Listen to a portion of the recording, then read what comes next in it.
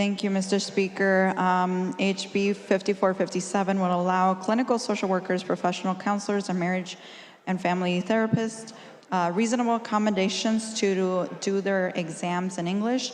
Either the department will be able to determine that, either if it's more time or a bit more of clarity in the language itself, and would also prevent those licenses from being suspended or revoked due to an immigration status. As we've known, the federal government has taken a long time to review their documents to renew certain things, so we just don't want them to be unemployed during that small time that they're waiting for for their certification.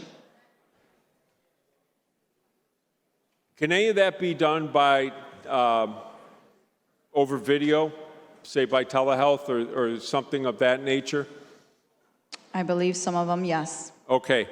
And you have indicated that if another state has removed someone's license because they are in violation or because of their immigration status, we can't rely on that. What if the person's been deported? That's immigration status. Can we then rely on that and remove their license? I believe that's something that will be eventually reported to the department or their employment, and then that's when they can take that course or learn what's the next step for that. But this is only preventing those that are currently already hired. They're waiting for their paperwork. They're already applied, but there's just a backlog in the federal government currently. But this is only for people that are currently working here. What if they're working here and they're not legally working here and have a license? Well, they have, I guess I don't understand your question because. Well, my question is, if someone gets deported, are we going to be prevented under this act from taking their license away from them? If they're illegally within the country and they've been removed from the country, can we still remove their license, or will they be able to provide telehealth to people within the state of Illinois?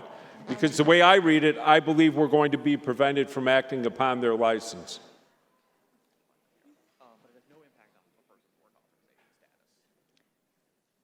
So currently, it will not impact their authorization status of employment.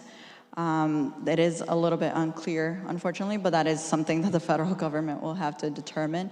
Like I said, here, at least in Illinois, if they are hired, then they get deported, their communication will have to happen, and the department or the employer will have to decide what to do.